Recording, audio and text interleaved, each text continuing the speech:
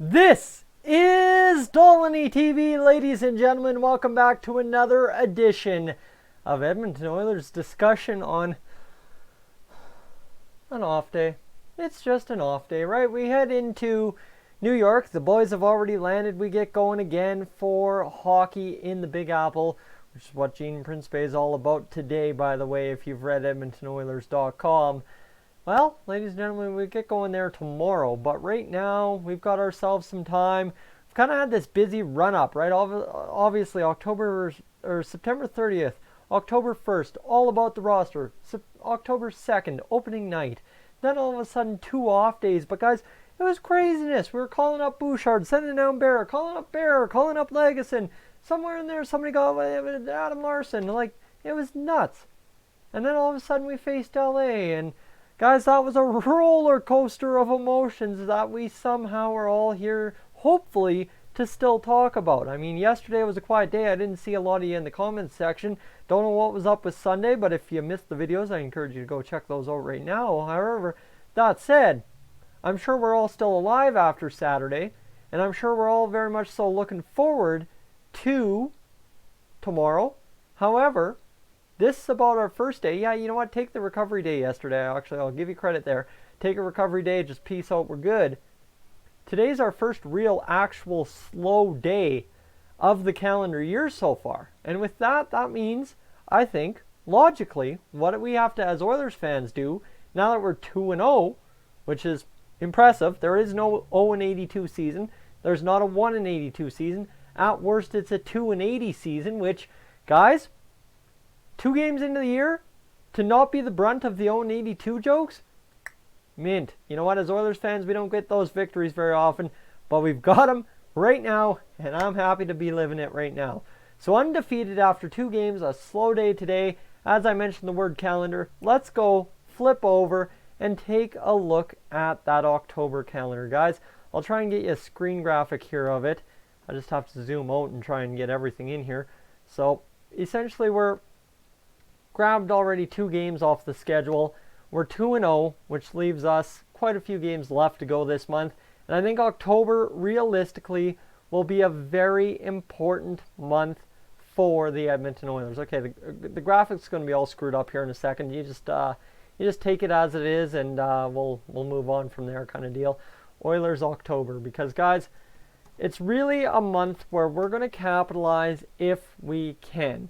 And what I mean by that is we've seen 2 weird efforts out of our Oilers. We've survived 2 very crazy games, 2 uncomfortable situations, but we're still here undefeated and talking about being undefeated. I mean, yeah, what's it worth? Not much. It realistically isn't worth much overall, but to us, I think it should be a little bit of everything at this point, because as Oilers fans, we don't get to talk about being undefeated too often. So I've done enough stalling. Let's get on over here to the graphic in which you'll see the Oilers October schedule, which started off with the 3-2. As I said, uncomfortable because we came from behind to do it late in the third. Victory against the Vancouver Canucks last Wednesday. Then you've got, let me plug in my computer here for a second, I'm about to die and I don't want to lose this video, is the simple fact that the LA Kings, we won 6-5 in gutsy, brilliant, crazy performance. Terrible goaltending to start off, terrible couple of breaks, but we managed. And that's what this team, built by Ken Holland and Dave Tippett, should be capable of. So now let's break down the rest of the schedule and kind of get to my point in this video. I'm kind of preluding a lot of stuff here, as you've got the New York Islanders, right? I talked about the Big Apple, what Gene Principe's blog is all about.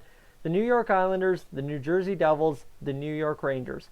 So that over the course of the next 5 days. So today, the last off day, and then we go hockey, off, hockey, off, hockey, off, hockey, off kind of deal for, well, pretty much the rest of the month till the back-to-back at the end of the month.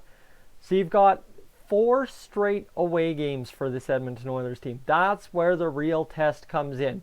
So realistically, a lot of people saying, you know what, you've got 1, 2, 3, 4, 5, 6, 7, 8, 9, 10, 11, 12, 13, 14 games this month. We're 2-0. So at worst, we have a 2-12 month, which, I mean, historically for the Oilers, the past 13 years, some months might actually be considered a good month, considering the fashion in which we've won and the kind of style of game we've played and all that. However, what a lot of people are starting to talk about, and I think expecting from people I've talked to in person, some people that have commented on the channel maybe, and some things I've seen on Twitter, Facebook, social media in general, is the simple fact that you look at this Edmonton Oilers schedule. Okay, you break it down, right? We've got 14 games all told. You've won 2 of them already, so we've got 12 games to go. That means this Oilers team, by looking at this schedule, should very well capably be able to do an 8-4 finish to the month. That'd leave us at 10-4. And if you want to talk about math, all right, this is the math of the playoffs that now I'm going to get into for just a second. This Oilers team, if we want to have a good seed, if we want to have a comfortable job at the end of the year, we can rest McDavid for a game or two. If we want to rest Draisaitl for a game or two, and we want to really just let some guys play from the farm club and just enjoy that end of season hockey where you already know 3 games in advance before game 82 that you're in the playoffs, we need to win 47 games. And that mathematically, you got to win 2 in April, but mathematically that is 9 wins a month.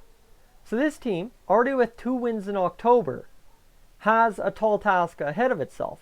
Because yeah, okay, you got to go 7-5 at a bare minimum to keep pace at this point. However, you look at this schedule, and I think 10-4 for the entire month is entirely possible without a doubt. You know what? 5 losses, that would sting in a sense to this lineup, right? You've got New York Islanders, New Jersey Devils, New York Rangers, Chicago Blackhawks on the road. You come home for 2 against Philadelphia and Detroit. You go against Winnipeg and Minnesota on the road, 2 Central Division teams. Then you go Washington, Florida at home, Detroit, Columbus back-to-back at the end of the month, 29th, 30th. Okay, you know the opponents. You have a sense, right? We as Oilers fans kind of have this fellowship of who also sucks in our mind. And you look at who also sucks. Well, New Jersey, New York, the Islanders not so much. The Rangers, they got Panarin and Kakko, so you just got to keep the big guns under the board and hope the goaltending isn't great that night.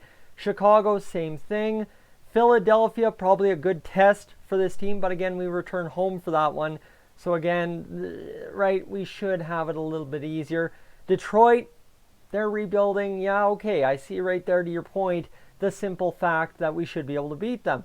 Then you've got Winnipeg. Well, depends what's going on with the Dustin Byfuglien situation.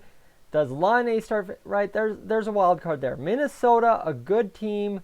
You know what? They're a depth team. Minnesota always plays us tough, so probably write off a loss there. Washington, probably write off another loss there. So you've got about maybe 4 losses already built in if you count New York and Chicago. Well, then you've got Florida, who's going to be surprisingly good this year, goaltending from Bobrovsky, that kind of deal. Well, there's a big man we're forgetting to mention there in Barkov. And then you've got Detroit, Columbus is expected to be a dumpster fire, and I'm sure we'll be seeing that mode of them by the end of the month. So, okay, you're talking probably 5-6 losses. So the Oilers, you know what? We have to play good hockey all month. Yes. To start this year off right, we have to play good hockey all month. And it don't matter which potential opponent you're playing any given night. You have to play good hockey. Problem is, this schedule is going to be tough because you play 3 straight Eastern Conference opponents starting tomorrow. So these are games that will, at the end of the year, come back to bite you. You got to win these games now, so as when you're playing against the division, you're not as bad off if you lose a game in overtime in a crucial race, or if you lose a game straight up, it doesn't burn as much because you raked in early when it didn't matter so much against teams that it doesn't matter against at the end of the year to get into the Stanley Cup playoffs in your conference. So right now, you got to think the Oilers have to do, at bare minimum, a 2-1 split on these 3 teams in New York. Well, I guess New Jersey's in New Jersey, but it is what it is. So that's bare minimum. We're already asking this team to start 4-1. So that's a tough task. Then you go into Chicago on the end of the road trip, and you're asking them to probably pull out a win against Chicago. 3-1, are we there yet? That's the question. Then you're going home against Philadelphia and Detroit. Don't worry about those games. Winnipeg, Minnesota, guys, this is murderer's row kind of deal. What Flames Oilers used to be back in the day, right? Like past few years, this has been definitely the old QE2 series. It's just Minnesota and Winnipeg, whatever road links the two of those two towns together, if you get where I'm going. But you got to survive. Then you got Washington. Guys, this is, I think we'll have a strong sense of where this Oilers team really stacks up, right? You'll already be, You'll be 10 games into the season when you face Washington. Last year when I rated this Oilers team after 10 games, it was who really knew. And we need to know at the end of these 10 games, when we finish Minnesota on the 22nd, where we are, who we are, and what we're capable of. And I think we very well will know. Then you've got Washington, Florida at home, and then you've got Detroit and Columbus to end the month. So mathematically, some tough teams in here, but if we play the way we have against the Canucks and Kings, it's either risk-reward, right? It's dicey. But we've come up and gutted out 2 very important wins to start the year. And the key here, guys, what I forget to mention this entire time is the fact that we played 2 Pacific Division opponents to start the year, and that's the only Pacific Division opponents we play in October. That's the key here. So that's a very tall order for the Oilers to pretty much in garbage time in the schedule, I guess you could call it, right? You're not playing for points within the division, but you have to cement yourself as a team before you get going, right? Obviously, you get going against the division. I just read Vladislav Nemeshnikov has been traded to Ottawa. That's what stuck me up there. But you got to make it now. And you get back to my point about the playoff math. 9 wins. Guys, 10 would be crucial here in this month. Now, it's asking a lot. Don't get me wrong. I know, high expectations already.